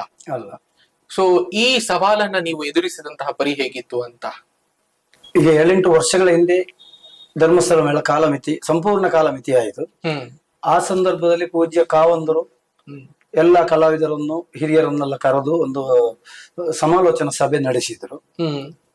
ಆಮೇಲೆ ಪ್ರಸಂಗಗಳನ್ನು ಯಾವ ರೀತಿ ಎಡಿಟ್ ಮಾಡಬಹುದು ಎಂಬ ಬಗ್ಗೆ ಒಂದು ಡಿಸ್ಕಸ್ ಆಯ್ತು ನಮ್ಮೊಳಗೆ. ಎಡಿಟ್ ಮಾಡಿ ಪ್ರಸಂಗಕ್ಕೆ ಲೋಪ ಬಾರದೆ, ಈಗ 4-4:30 ಗಂಟೆಯಲ್ಲಿ ಆ ಪ್ರಸಂಗವನ್ನು ಹೇಗೆ ಪ್ರಸ್ತುತಪಡಿಸಬಹುದು ಎಂಬ ರೀತಿಯಾಗಿ ಪ್ರಾಯೋಗಿಕ 1-2 ಪ್ರದರ್ಶನಗಳಾಯ್ತು ಧರ್ಮಸ್ಥಳದಲ್ಲಿ. ಹಾಗೆ ಪೂಜ್ಯ ರಾಜರ್ಷಿ ಡಾಕ್ಟರ್ ವೀರೇಂದ್ರ ಹೆಗಡೆ ಅವರ ಮಾರ್ಗದರ್ಶನದಲ್ಲಿ, ಅವರ ನಿರ್ದೇಶನದಂತೆ ಈ ರೀತಿ ಕಾಲಮಿತಿ ಆಯ್ತು. ಅದು ಯಶಸ್ವಿ ಆಯ್ತು. ಹೆಚ್ಚಿನ ಪ್ರೇಕ್ಷಕರು, ಕಲಾಭಿಮಾನಿಗಳು ಅದನ್ನು ಪ್ರೋತ್ಸಾಹಿಸಿದ್ರು, ಮೆಚ್ಚಿದ್ರು. ಇತ್ತೀಚೆಗಿನ ದಿನಗಳಲ್ಲಿ ಧರ್ಮಸ್ಥಳ ಕ್ಷೇತ್ರ ಮಹಾತ್ಮೆ ಪ್ರಸಂಗದಲ್ಲಿ ಸಣ್ಣ ಬದಲಾವಣೆ ಬೇಕು ಎಂಬ ದೃಷ್ಟಿಕೋನದಿಂದ, ಅಂದ್ರೆ ಇಂದಿನ ಸಮಾಜದ ಕೆಲವು ಸ್ಥಿತಿಗತಿಗಳನ್ನು ಅರಿತು ಪೂಜ್ಯ ರಾಜಶ್ರೀ ಡಾಕ್ಟರ್ ವೀರೇಂದ್ರ ಹೆಗಡೆ ಅವರು ಅವರ ಮಾರ್ಗದರ್ಶನದಂತೆ ಕ್ಷೇತ್ರ ಮಹಾತ್ಮೆಯಲ್ಲಿ 1-2 ಭಾಗಗಳನ್ನು ಕೈಬಿಟ್ಟು ಆ ಪ್ರಸಂಗಕ್ಕೆ, ಆ ಸನ್ನಿವೇಶಗಳಿಗೆ ಯಾವುದೇ ಕೊರತೆಯಾಗದ ರೀತಿಯಾಗಿ ಆ ಸನ್ನಿವೇಶವನ್ನು, ಹೊಸ ರೀತಿಯ ಸನ್ನಿವೇಶವನ್ನು ಅಳವಡಿಸಿಕೊಂಡು ಬಂದೆವು. ಈಗ ಅದು ಒಳ್ಳೆ ಜನ ಮೆಚ್ಚುಗೆಯನ್ನು ಗಳಿಸ್ತಾ ಇದೆ. ಅವರ ಸೂಚನೆ, ನಿಮ್ಮ ನಿರ್ದೇಶನ. ಹೌದು. ಸೊ ಇವೆಲ್ಲವೂ ಕೂಡ ಅಂದ್ರೆ ಒಂದು ಪ್ರಸಂಗಕ್ಕೆ ಮೂಲ ಧಕ್ಕೆಯೂ ಕೂಡ ಬರಬಾರದು ಅಂತ, ಚ್ಯುತಿಯೂ ಆಗ್ಬಾರದು. ಸೊ ಇದು ಸವಾಲೇ ಸರಿ. ಅಂದ್ರೆ ಕ್ಷೇತ್ರ ಮಹಾತ್ಮೆಯ ಈ 1-2 ಸನ್ನಿವೇಶಗಳನ್ನ ಕತ್ತರಿ ಹಾಕುವಾಗಲೂ ಕೂಡ ಸಮಾಜಕ್ಕೆ ಏನ್ ಕೊಡಬೇಕು ಅನ್ನುವಂತಹ ದೃಷ್ಟಿ ನಿಮ್ಮಲ್ಲಿ ಇತ್ತು ಅನ್ನುವಂಥದ್ದು. ಈಗ ಸೌಹಾರ್ದ ಸಮಾಜವನ್ನ ಕಟ್ಟಬೇಕು ಅನ್ನುವಂತಹ ದೃಷ್ಟಿ ಆ ಪ್ರಸಂಗದಲ್ಲಿ ಇರುವಂತಹ 1-2 ಸನ್ನಿವೇಶಗಳನ್ನ ತೆಗೆಯುವಂತಹ ಪ್ರಯತ್ನ ಆಯ್ತು ಅಂತ. ಸೊ ಇದು ಈಗಿನ ಹೊಸ ಪ್ರಸಂಗಗಳಿಗೆ ನಾವು ಗಮನಿಸೋದಾದ್ರೆ ಎಷ್ಟೋ ಪ್ರಸಂಗಗಳು, ತೆಂಕಿರ್ಲಿ, ಬಡಗಿರ್ಲಿ, ಏನೇ ಇರ್ಲಿ, ಎಲ್ಲವೂ ಯಕ್ಷಗಾನವೇ. ಕೆಲವು ಪ್ರಸಂಗಗಳಲ್ಲಿ ಸೌಹಾರ್ದತೆಗೆ ಒಂದಿಷ್ಟು ಧಕ್ಕೆ ಮಾಡುವ ಹಾಗೆ ಕಲಾವಿದರು, ಅದು ಪ್ರಸಂಗದ ಮೂಲ ಪ್ರಸಕ್ತಿಯಲ್ಲಿ ಇದೆಯೋ ಇಲ್ವೋ ಗೊತ್ತಿಲ್ಲ, ರಂಗದ ಮೇಲೆ ಒಂದಿಷ್ಟು ಆ ರೀತಿಯ ಪ್ರಯೋಗಗಳನ್ನ ಮಾಡುವಂತಹ ಮನಸ್ಥಿತಿಯ ಕಲಾವಿದರು ಇದ್ದಾರೆ ಅಂತ. ಇದಕ್ಕೆ ಏನ್ ಅನ್ಸುತ್ತೆ? ಇಷ್ಟಕ್ಕೂ ಮೂಲ ಕಾರಣ ಪ್ರೇಕ್ಷಕರೇ. ಪ್ರೇಕ್ಷಕರು ಒಳ್ಳೆ ರೀತಿಯಾಗಿ ಸ್ಪಂದಿಸಿದಲ್ಲಿ ಅಂತ ಅಪಸವ್ಯಗಳು ಬರ್ಲಿಕ್ಕಿಲ್ಲ. ಪ್ರೇಕ್ಷಕರು ಸ್ವೀಕರಿಸ್ತಾರೆ ಎಂಬ ದೃಷ್ಟಿಯಿಂದ ನಾವು ಅದನ್ನು ಮುಂದುವರಿಸ್ತೇವೆ. ಕೆಲವು ಕಡೆ ಪ್ರೇಕ್ಷಕರು ಅಂತದನ್ನು ಪ್ರತಿಭಟಿಸಿ ಖಂಡಿಸಿದಾಗ, ಇಂದಿನಿಗೆ ವಾಟ್ಸಪ್ ಮಾಧ್ಯಮಗಳಾಗ್ಲಿ ಇದಾಗ್ಲಿ ಈಗ ಒಂದು ಪ್ರದರ್ಶನದಲ್ಲಿ ಏನಾದ್ರೂ ಒಂದು ಅಪಸವ್ಯ ಕಂಡ ಕೂಡಲೇ ಬರೆದು ಹಾಕ್ತಾರೆ. ಅಂತದ್ದನ್ನು ನಾವು ಎಲ್ಲವೂ ತಕೊಂಡ್ರೆ, ಹೌದು ಕಲಾವಿದರು ಅದನ್ನು ಪಾಸಿಟಿವ್ ಆಗಿ ತಕೊಂಡ್ರೆ, ತಕೊಳ್ಳುವವರು ವಿರಳ ಮಾತ್ರ. ಈಗ ಒಂದು ಪಾತ್ರ ಹೀಗೆ ಸರಿಯಾಗ್ಲಿಲ್ಲ ಅಂತ ಬರೆದು ಹಾಕಿದ್ದಾರೆ, ಅದು ಯಾಕೆ ಸರಿಯಾಗ್ಲಿಲ್ಲ ಅಂತ ಕೇಳುವವರೇ ಇರುವುದು. ಅದರ ಬಗ್ಗೆ ಯೋಚಿಸುವ ತಾಳ್ಮೆ ನಮಗೆ ಬೇಕು. ಹೌದು ಹೌದು. ಇನ್ನೊಂದು ಸಲ ಅವನು ನೋಡುವಾಗ ಅವನೇ ಹೇಳ್ಬೇಕು, ಇದು ಒಳ್ಳೇದು ಮಾಡಿದ್ದಾನೆ ಅಂತ ಹೇಳಿ. ಆ ರೀತಿಯ ಮನೋಭಾವನೆ ಬೇಕು. ಉತ್ತಮ ಪ್ರೇಕ್ಷಕರು ಸಭಾಂಗಣ ತುಂಬಿದ್ರೆ, ನಿಶಬ್ದವಾಗಿ ಅದನ್ನು ಆಲಿಸಿದ್ರೆ, ಇಂಥ ಯಾವುದೇ ಅಪಸವ್ಯ ಯಾವುದೇ ಕಾರಣಕ್ಕೂ ಬರ್ಲಿಕ್ಕಿಲ್ಲ. ಜನಾಕರ್ಷಣೆಗಾಗಿಯೇ ನಾವು ಮಾಡುವಂತದ್ದು. ಉದಾಹರಣೆ, ಒಟ್ಟು ಚಪ್ಪಳೆ ಬಡಿಯುವಂತದ್ದು, ಸಿಳ್ಳೆ ಹೊಡೆಯುವಂತದ್ದು, ಅಂತದನ್ನೆಲ್ಲ ಪ್ರತಿಭಟಿಸುವ ನಾನು. ಯಾವುದೇ ಚಪ್ಪಾಳೆ ಸಿಳ್ಳೆ ಇರಬಾರದು, ನಿಶಬ್ದವಾಗಿ ಪ್ರದರ್ಶನವನ್ನು ಆಲಿಸಬೇಕು ಪ್ರೇಕ್ಷಕರು. ಆ ರೀತಿಯಲ್ಲಿ ಇದ್ರೆ ಯಶಸ್ವಿ, ಸಂಪೂರ್ಣ ಯಶಸ್ವಿ ಆಗ್ತದೆ. ಎಷ್ಟೋ ಸಂದರ್ಭದಲ್ಲಿ, ಎಷ್ಟೋ ಪ್ರಸಂಗಗಳಲ್ಲಿ, ಎಷ್ಟೋ ಮೇಳಗಳಲ್ಲಿ ಯಾವುದೋ ಈಗ ನೀವೇ ಹೇಳಿದ ಹಾಗೆ ಜಾತಿಯೋ ಧರ್ಮದೋ ಈ ಎಲ್ಲ ವಿಚಾರಗಳು ಬಂದಾಗ ತಮ್ಮ ಪರವಾದಂತಹ ಮಾತುಗಳನ್ನ ಆಡ್ತಾ ಇದ್ದಾರೆ ಅನ್ನುವಂತಹ ಅಭಿಪ್ರಾಯ ಅಭಿಮಾನಿಗಳಲ್ಲಿ ಅಥವಾ ಪ್ರೇಕ್ಷಕರಲ್ಲಿ ಮೂಡಿದಾಗ ಎಲ್ಲೋ ಒಂದ್ ಕಡೆಯಲ್ಲಿ ಉತ್ತೇಜನ ನೀಡುವಂತಹ ಕೆಲಸವೂ ಕೂಡ ಪ್ರೇಕ್ಷಕರ ವರ್ಗದಿಂದಲೂ ಕೂಡ ಆಗ್ತಾ ಇದೆ ಅನ್ನುವಂಥದ್ದು. ಹೌದು. ಯಕ್ಷಗಾನ ಪ್ರದರ್ಶನವನ್ನು ಪ್ರದರ್ಶನ ಆಗಿ ಮಾತ್ರ ನೋಡ್ಬೇಕಷ್ಟೇ. ಮನೋರಂಜನೆಗಾಗಿ, ಸಂದೇಶಗಳಿಗಾಗಿ ಒಂದು ರಂಜನೆ ಅಷ್ಟೇ, ಅದು ರಂಜನೆ ಅಷ್ಟೇ. ಅದನ್ನು ನಮ್ಮ ಸಮಾಜದ ಇತರ ವಿಭಾಗಕ್ಕೆ ಅದನ್ನು ಹೋಲಿಸಬಾರದು. ಹೌದು, ಇಂದಿಗೆ ಆಗ್ತಿರುವ ಪರಿಸ್ಥಿತಿ ಅದು. ಈಗ ಉದಾಹರಣೆ, ಒಂದು ಪಾತ್ರ ರಂಗದಲ್ಲಿ ಬೇರೆ ಆಯ್ತು, ಅದನ್ನ ಅಲ್ಲಿ ಜಾತೀಯತೆ ತಂದರು, ಈ ರೀತಿಯ ಭಾವನೆಗಳು ಬರಬಾರದು. ಯಕ್ಷಗಾನದ ಚೌಕಟ್ಟೊಳಗೆ ಅದನ್ನು ನೋಡ್ಬೇಕು. ಈಗ ಉದಾಹರಣೆ, ಚಾತುರ್ವರ್ಣಗಳು, ಹೌದು, ಅದು ಇಲ್ಲದಿದ್ರೆ ಯಾವುದೇ ಪ್ರಸಂಗಗಳಿಲ್ಲ. ಇಲ್ಲ, ಅದನ್ನು ಮೀರಿ ಮಾಡೋದು ಕೂಡ ಕಷ್ಟವೂ ಕೂಡ, ಪ್ರಸಂಗ ಮಾಡ್ಲಿಕ್ಕೂ ಕಷ್ಟ ಉಂಟು. ಹೌದು, ಪ್ರಸಂಗಗಳೇ ಇಲ್ಲ, ಮತ್ತೆ ವಿಸ್ತಾರ ಮಾಡಲು ವಿಷಯಗಳು ಸಿಗುದಿಲ್ಲ. ಹೌದು ಹೌದು. ಯಕ್ಷಗಾನೀಯ ಚೌಕಟ್ಟಿನೊಳಗೆ ಆ ಪ್ರಸಂಗವನ್ನು, ಪಾತ್ರಗಳನ್ನು ನೋಡಿದ್ರೆ ಯಾವುದೇ ನಮಗೆ ಸಮಸ್ಯೆಗಳಿಲ್ಲ ಇಲ್ಲ ಅಂತ. ಭಾಗವತರು, ಸುಮ್ಮನೆ ಕುತೂಹಲಕ್ಕೆ ಕೇಳ್ತೀನಿ, ಒಬ್ಬ ವಿಮರ್ಶಕನ ನೆಲೆಯಲ್ಲಿ ಒಬ್ಬ ಪ್ರೇಕ್ಷಕ ಹೇಗಿರ್ಬೇಕು, ಮತ್ತೆ ಆ ಪ್ರೇಕ್ಷಕ ವಿಮರ್ಶಕನಾಗಿ ಹೇಳಿದ್ದನ್ನ ಸ್ವೀಕರಿಸುವಂತ ಮನೋಭಾವ ಕಲಾವಿದರಿಗೆ ಹೇಗಿರ್ಬೇಕು ಅಂತ. ವಿಮರ್ಶೆ ಮಾಡುವಂತ ಪ್ರೇಕ್ಷಕರು ಸಂಪೂರ್ಣವಾಗಿ ಯಕ್ಷಗಾನವನ್ನು ನೋಡ್ಬೇಕು. ಖಂಡಿತ, ಅಗತ್ಯವಾಗಿ. ಹೌದು, ನೋಡಿ ಅವ ವಿಮರ್ಶೆಯನ್ನು ಕೊಡಬೇಕು. ಆ ವಿಮರ್ಶೆಯನ್ನು ಕಲಾವಿದರು ಸ್ವೀಕರಿಸಲೇಬೇಕು. ಸ್ವೀಕರಿಸುವ ಮನೋಧರ್ಮ ಪ್ರತಿಯೊಬ್ಬರಲ್ಲೂ ಬೇಕು. ಹಾಗಿದ್ದಲ್ಲಿ ಮಾತ್ರ ಕಲಾವಿದನಿಗೆ ಒಳ್ಳೇದು, ಯಕ್ಷಗಾನಕ್ಕೆ ಒಳ್ಳೇದು ಮುಂದಿನ ದಿನಗಳಲ್ಲಿ. ಇನ್ನು ಕಾಲಮಿತಿಯ ಪ್ರಸಂಗಗಳು ಅಥವಾ ಕಾಲಮಿತಿಯ ಆಟಗಳು ಈಗ ಬಹಳ ಹೆಚ್ಚಾಗಿಯೇ ನಡೀತಾ ಇದೆ. ಇಡೀ ರಾತ್ರಿ ಆಟಗಳಿಗಿಂತ ಹೆಚ್ಚಾಗಿ ನಡುರಾತ್ರಿ ಆಟಗಳು ಹೆಚ್ಚಾಗಿ ನಮಗೆ ಕಾಣಿಸ್ತಾ ಇದೆ. ಈ ಕಾಲಮಿತಿಯ ಈ ಎಲ್ಲದರ ನಡುವೆ ಕಾಲಮಿತಿ ಪ್ರಸಂಗಗಳಲ್ಲಿ ಅಥವಾ ಕಾಲಮಿತಿ ಆಟಗಳಲ್ಲಿ ಒಂದು ವೇಗ ಕಾಣುತ್ತೇವೆ, ಇಡೀ ರಾತ್ರಿ ಆಟದಲ್ಲಿ ನಿಧಾನಗತಿಯ ಪ್ರದರ್ಶನವನ್ನ ನಾವು ಕಾಣುತ್ತೇವೆ. ಈ ಎರಡನ್ನೂ ಒಪ್ಪದೇ ಇರುವಂತಹ ಮನಸ್ಥಿತಿಯ ಅಭಿಮಾನಿಗಳು ಅಥವಾ ಪ್ರೇಕ್ಷಕ ವರ್ಗ ಇದೆ ಅನ್ನುವಂಥದ್ದು ಕೂಡ. ನಾನು ಕಾಲಮಿತಿಯ ವೇಗವನ್ನೂ ಒಪ್ಪಲ್ಲ, ಇಡೀ ರಾತ್ರಿಯ ನಿಧಾನಗತಿಯನ್ನು ಕೂಡ ನಾನು ಒಪ್ಪಲ್ಲ. ಕಾಲಮಿತಿಯಲ್ಲಿ ಪ್ರಸಂಗ ಓಡುತ್ತೆ, ಇಡೀ ರಾತ್ರಿಯಲ್ಲಿ ಪ್ರಸಂಗ ಸೋಲುತ್ತೆ. ಇವೆಲ್ಲವೂ ಕೂಡ ಕಲಾವಿದನಿಗೆ, ಒಬ್ಬ ಪ್ರಸಂಗಕರ್ತನಿಗೆ, ಒಬ್ಬ ಭಾಗವತನಿಗೆ ಏನ್ ಸವಾಲಿದೆ ಈ ಅಭಿಪ್ರಾಯವನ್ನ ಹೋಗಲಾಡಿಸುವಲ್ಲಿ ಅಂತ. ಒಂದು ವಿಚಾರದಲ್ಲಿ ಅಂತ ಪ್ರೇಕ್ಷಕರು ಯಕ್ಷಗಾನ ನೋಡುವುದೇ ಇಲ್ಲ. ಕೇವಲ ಹಿಂದಿನಿಂದ ಹೇಳುವಂತದ್ದು ಅಂತ ಯಕ್ಷಗಾನ ಪ್ರದರ್ಶನವನ್ನೇ ನೋಡುವುದಿಲ್ಲ ಅಂತ. ಕಾಲಮಿತಿ ಇಂದಿನ ದಿನಗಳಿಗೆ ಅತಿ ಅಗತ್ಯ. ಯಾಕೆಂದ್ರೆ ಹಿಂದಿನ ಕಾಲದಲ್ಲಾದ್ರೆ ಈಗ ಹೆಚ್ಚಿನ ನೋಡಿ, ಕೃಷಿ ಕ್ಷೇತ್ರ ಆಗಲಿ, ಉಳಿದವರಿಗೆ ಉಳಿದ ಸಮಯದಲ್ಲಿ ಆ ಸಮಯದ ಕೆಲಸ ಮುಗಿದ ನಂತರ ಫ್ರೀ ಆಗಿರ್ತಾರೆ, ಹಾಗೊಂದು ರಂಜನೆಗೆ. ಇಂದಿಗೆ ಮನೋರಂಜನೆಗೆ ಹಲವು ಮಾಧ್ಯಮಗಳಿವೆ. ಖಂಡಿತ ಖಂಡಿತ. ಈ ಸಂದರ್ಭದಲ್ಲಿ ಈ ವೇಗದ ಕಾಲಘಟ್ಟದಲ್ಲಿ ಕಾಲಮಿತಿ ಅತಿ ಅಗತ್ಯ. ಕಾಲಮಿತಿಯಲ್ಲಿ ಯಾವುದೇ ಯಕ್ಷಗಾನ ಮೇಳಗಳಾಗ್ಲಿ ಪ್ರಸಂಗಗಳಾಗ್ಲಿ ಸೋಲಿಲ್ಲ. ಕಿಕ್ಕಿರಿದ ಜನಸಂದಾಣಿ ಎಲ್ಲಿ ನೋಡಿದ್ರು. ಈಗ ನಿನ್ನೆ ನಮ್ಮ ಪ್ರದರ್ಶನ ಉಪ್ಪುಂದದಲ್ಲಿ ಆಯ್ತು, ಕಡಿಮೆ ಒಂದು 2000 ಜನ ಆಗ್ಬಹುದು ಆ ಪ್ರದರ್ಶನಕ್ಕೆ. ಅಷ್ಟು ಸೈಲೆಂಟ್ ಪ್ರೇಕ್ಷಕರು. ಅವತ್ತು ನಿನ್ನೆ ನಾಟವು ಅಷ್ಟು ಒಳ್ಳೇದಾಗಿದೆ. ಅದೇ ಪ್ರಧಾನ ಪ್ರೇಕ್ಷಕರು ಯಾವ ರೀತಿ ಸ್ಪಂದಿಸ್ತಾರೆ ಅಂತ ಇರುವಂತದ್ದು. ಈಗ ಉಳಿದ ಕೆಲವು ಕಡೆಯಲ್ಲಿ ಏನೇನಾಗ್ತದೆ, ಯಕ್ಷಗಾನ ಒಂದು ಸ್ಟ್ಯಾಂಡರ್ಡ್ ಹಾಕೊಂಡು ಹೋಗುದಿಲ್ಲ. ಒಂದು ಯಕ್ಷಗಾನ ಪ್ರದರ್ಶನ ಆಗ್ತಾ ಇದೆ, ಆ ಎದುರುಗಡೆ 2 ಜನ ಟೈಟ್ ಆಗಿ ಎಣ್ಣೆ ಹಾಕಿಕೊಂಡು ಏನೇನು ಮಾಡ್ತಾ ಇದ್ದಾರೆ, ಯಾರು ಹೇಳಿದನ್ನು ಕೇಳುವುದಿಲ್ಲ. ಅಲ್ಲಿಯ ವ್ಯವಸ್ಥಾಪಕರು ಅವರನ್ನು ಕಂಟ್ರೋಲ್ ಮಾಡ್ಲಿಕ್ಕೆ ಆಗುದಿಲ್ಲ. ಅಂತ ಸಂದರ್ಭದಲ್ಲಿ ವೇದಿಕೆಯಲ್ಲೂ ಕೂಡ ಅದಕ್ಕೆ ಹೊಂದಿಸಿಕೊಂಡೇ ಪ್ರದರ್ಶನ ಹೋಗ್ತದೆ. ಬಹಳ ವಿಶೇಷವಾಗಿ ನೀವು ಕರ್ನಾಟಕ ಮತ್ತು ಕೇರಳದ ಗಡಿ ಭಾಗದವರು ಅಂತ, ಕಾಸರಗೋಡಿನ ಮೂಲದವರು ಅಂತ. ಯಕ್ಷಗಾನದ ಬಗ್ಗೆ ನಿಮ್ಗೆ ವಿಶೇಷವಾದಂತಹ ಆಸಕ್ತಿ ನಿಮ್ಗೆ ಹೇಗೆ ಬಂತು? ಮತ್ತೆ ನೀವು ಇಷ್ಟರ ಮಟ್ಟಿಗೆ ಇಷ್ಟು ಎತ್ತರಕ್ಕೆ ಇರುವಲ್ಲಿ ನೀವು ಕಂಡುಕೊಂಡಂತಹ ದಾರಿಗಳ ಬಗ್ಗೆ ಹೇಳೋದಾದ್ರೆ? ತೆಂಕುತಿಟ್ಟು ಯಕ್ಷಗಾನದ ತವರೂರು ಕುಂಬ್ಳೆ ಸೀಮೆ, ಗಡಿನಾಡು, ಕಾಸರಗೋಡು. ಪ್ರತಿ ಮನೆಯಲ್ಲೂ ಯಕ್ಷಗಾನ ವಿಜೃಂಭಿಸುತ್ತಿದ್ದ ಕಾಲ ಇತ್ತು ಹಿಂದಿನ ಕಾಲದಲ್ಲಿ. ನಮ್ಮ ಪರಂಪರೆಯು ಯಕ್ಷಗಾನ. ನಮ್ಮ ಹಿರಿಯರು, ನನ್ನ ತಾಯಿಯ ತಂದೆ ಪುತ್ತಿಗೆ ರಾಮಕೃಷ್ಣ ಜೋಯಿಸರು, ಅವರು 3 ವರ್ಷ ಧರ್ಮಸ್ಥಳ ಮೇಳವನ್ನು ನಡೆಸಿದ್ದರು. ಹಿರಿಯ ಭಾಗವತರು ಅವರು. ನನ್ನ ತಂದೆಯ ಫ್ಯಾಮಿಲಿಯಲ್ಲಿ ಬನ್ನೂರು ವೆಂಕಪ್ಪಯ್ಯ ಅಂತ ಹೇಳಿ ಅವರೊಬ್ಬರು ಹಿರಿಯ ಕಲಾವಿದರು ಇದ್ದರು. ಇಂಥ ಪರಂಪರೆಯಲ್ಲಿ ನಾನು ಬಂದವ. ಯಕ್ಷಗಾನದ ಆಸಕ್ತಿಯೊಂದಿಗೆ ಗಡಿನಾಡು ಕಾಸರಗೋಡಲ್ಲಿ ಅಂದಾಜು ಒಂದು 23 ಮೇಳಗಳು ಅಂದಿನ ಕಾಲದಲ್ಲಿ ಇತ್ತು. ಎಲ್ಲವೂ ನಾಮಾವಶೇಷವಾಗಿ ಹೋಗಿದೆ. ಭಾಷಾವಾರು ಪ್ರಾಂತ್ಯವಾದ ಬಳಿಕ ಕೇರಳ ಪಾಲಾದ ಕಾಸರಗೋಡು. ಅಲ್ಲಿ ಈಗ ಇಂದಿನ ಪರಿಸ್ಥಿತಿಯಲ್ಲಿ ಕನ್ನಡವು ಕೂಡ ಒಂದು 20% ಮಾತ್ರವೇ ಇದೆ. ಅಂತೂ ಯಕ್ಷಗಾನವು ಅಷ್ಟು ಮೆರೆಯುತ್ತಿರುವಂತಹ ಆ ಜಾಗ ಇಂದು ಯಕ್ಷಗಾನ ಪ್ರದರ್ಶನಗಳು ವಿರಳ ಆಗಿದೆ. ಅಲ್ಲಿ ಯಾವುದೇ ಒಂದು ವೃತ್ತಿಪರ ಮೇಳಗಳಿಲ್ಲ. ಹೆಸರಿಗೆ 1-2 ಮೇಳ, ಕುತ್ಯಾಳ ಕೂಡ್ಲು ಮೇಳ ಇದೆ, ಕೊಲ್ಲಂಗಾನ ಮೇಳ, ಮಲ್ಲ ಮೇಳ, ಹೀಗೆ 3 ಮೇಳಗಳಿಗೆ ಇದೆ. ಅದು ಹೆಚ್ಚು ಪ್ರದರ್ಶನಗಳಿಗೆ ಅವಕಾಶಗಳಿಲ್ಲ. ಅಂತಹ ಕಾಸರಗೋಡಿನಲ್ಲಿ ತೆಂಕುತಿಟ್ಟು ಯಕ್ಷಗಾನದ ಜನ್ಮಭೂಮಿ, ಪಾರ್ಥಿಸುಬ್ಬನ ಜನ್ಮನಾಡು. ಹೌದು. ಈ ಅವನತಿಯ ಈ ಸಂದರ್ಭದಲ್ಲಿ ಯಕ್ಷಗಾನ ಉಳಿಸುವ ಒಂದು ದೃಢ ಸಂಕಲ್ಪ ಹೊಂದಿ ಹಲವಾರು ಚಟುವಟಿಕೆಗಳನ್ನು ನಾವು ನಡೆಸ್ತಾ ಇದ್ದೇವೆ. ನನ್ನ ತೀರ್ಥರೂಪರು ಯಕ್ಷಗಾನ ವಿಮರ್ಶಕರು, ಲೇಖಕರು ಆಗಿದ್ರು, ಸಿರಿಬಾಗಿಲು ವೆಂಕಪ್ಪಯ್ಯ ಅಂತ.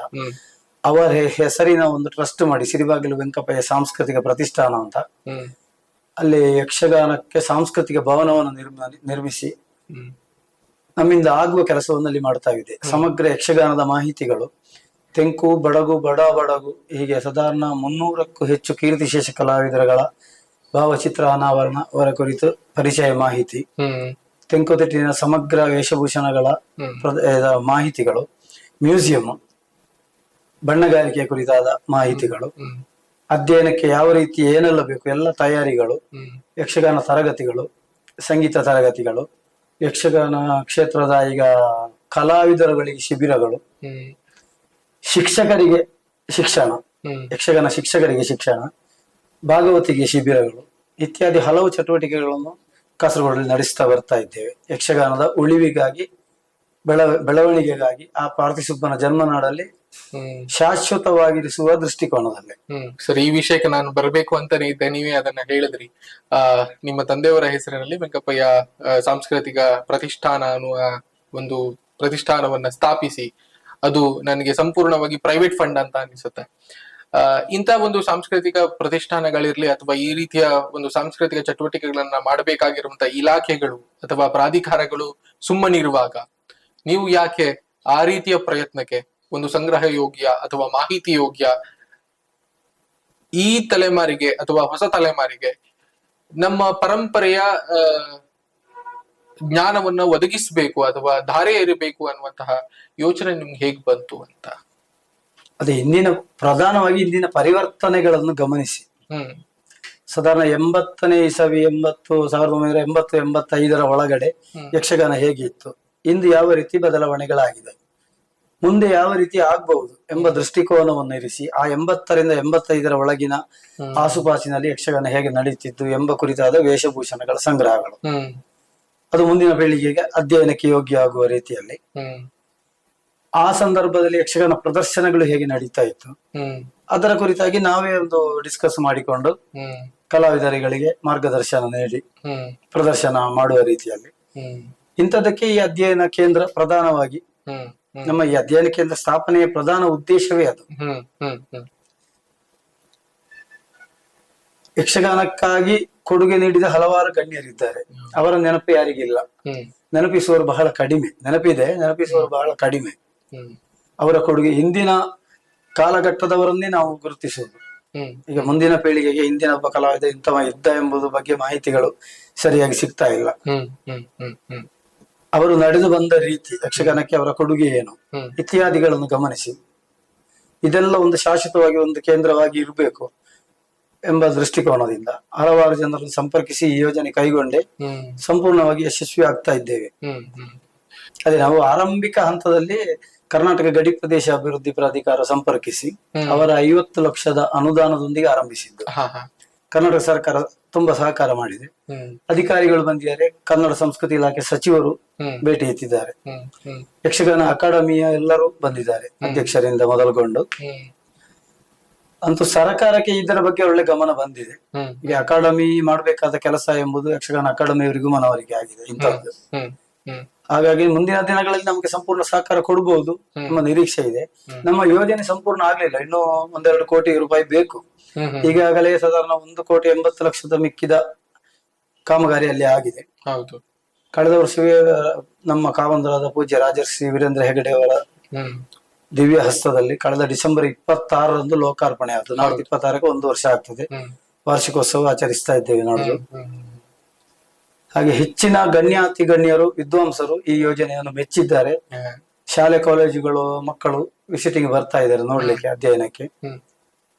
ಅಂತೂ ನಮ್ಮ ಕೊಡುಗೆ ಮುಂದಿನ ದಿನಗಳಲ್ಲಿ, ನಮ್ಮ ಪ್ರಯತ್ನ ಮುಂದಿನ ದಿನಗಳಲ್ಲಿ ಫಲಕಾರಿ ಆಗಬಹುದು ಎಂಬ ಆಶಾವಾದ ನಮಗೆ. ಎಷ್ಟು ಸಾಧ್ಯವೋ ಅಷ್ಟು ನಮ್ಮಿಂದ ಪ್ರಯತ್ನಿಸ್ತಾ ಇದ್ದೇವೆ.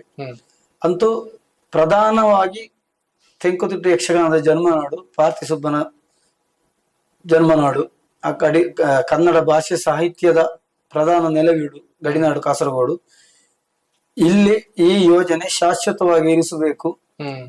ಮುಂದೆ ಕನ್ನಡ ಅಲ್ಲಿ ಅಳಿದ್ರು ಕೂಡ ನಮ್ಮ ಯೋಜನೆ ಒಂದು ಶಾಶ್ವತವಾಗಿ ಮುಂದಿನ ಪೀಳಿಗೆ ಇರಬೇಕು ಎಂಬ ಎಲ್ಲ ಯೋಜನೆಗಳು, ಅದಕ್ಕೆ ಬೇಕಾದ ತಯಾರಿಗಳು ಮಾಡಿಕೊಂಡು ಶತ ಪ್ರಯತ್ನದಿಂದ ಮುಂದುವರಿತಾ ಇದ್ದೇವೆ. ಯಶಸ್ವಿ ಆಗ್ತಾ ಇದ್ದೇವೆ, ಯಶಸ್ವಿ ಆಗ್ತದೆ. ಇಷ್ಟಕ್ಕೂ ಮೂಲ ಕಾರಣ ಪೂಜ್ಯ ರಾಜಶ್ರೀ ಡಾಕ್ಟರ್ ವೀರೇಂದ್ರ ಹೆಗಡೆ ಅವರ ಆಶೀರ್ವಾದ, ಆ ಧರ್ಮಸ್ಥಳ ಮಂಜುನಾಥ ಸ್ವಾಮಿ ಮಹಾಗಣಪತಿಯ ಅನುಗ್ರಹ, ನಮ್ಮ ಊರಿನ ಹಿರಿಯ ಸ್ವಾಮೀಜಿಗಳಾದಂತ ಪರಮ ಪೂಜ್ಯ ಎಳನೀರು ಶ್ರೀ ಶ್ರೀ ಸಚ್ಚಿದಾನಂದ ಭಾರತಿ ಶ್ರೀಪಾದಂಗಳವರ ಅನುಗ್ರಹ, ಬ್ರಹ್ಮೈಕ್ಯ ಶ್ರೀ ಶ್ರೀ ಕೇಶವಾನಂದ ಭಾರತಿ ಸ್ವಾಮೀಜಿಗಳವರ ಅನುಗ್ರಹ, ಅವರ ಉಪಸ್ಥಿತಿಯಲ್ಲಿ ಅವರ ದಿವ್ಯಸ್ಥದಲ್ಲೇ ಇದು ಶಿಲಾನ್ಯಾಸಗೊಂಡ ಸಂಸ್ಥೆ. ಅಂತಹ ಆ ಸಂಸ್ಥೆ ಎಲ್ಲರ ಅನುಗ್ರಹ ಆಶೀರ್ವಾದ ನಮ್ಮ ಮೇಲಿದೆ. ಸಂಪೂರ್ಣ ಯಶಸ್ವಿ ಆಗ್ತಾ ಇದ್ದೇವೆ.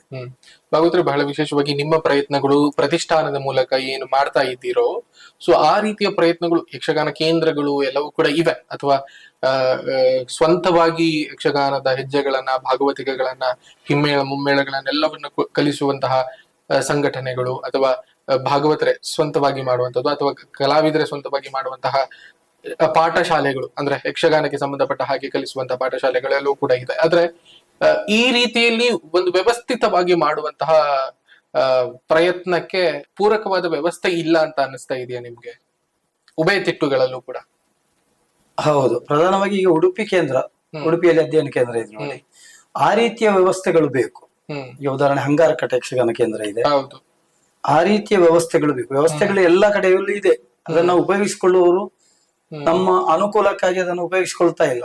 ನಮ್ಮ ಸೌಕರ್ಯಗಳು, ಈಗ ಉದಾಹರಣೆ ಮನೆ ಬಿಟ್ಟು ಹೋಗ್ಲಿಕ್ಕೆ ಆಗುದಿಲ್ಲ, ಇಂಥ ಪರಿಸ್ಥಿತಿಗಳು, ಅಂತದ್ರಲ್ಲಿ ಅಧ್ಯಯನಗಳು ನಡಿಬೇಕು ಇಂಥ ಯೋಜನೆಗಳು. ಹಾಗಿದ್ದಲ್ಲಿ ಮಾತ್ರ ಮುಂದೆ ಶಾಶ್ವತವಾಗಿ ಇರಿಸಬಹುದು.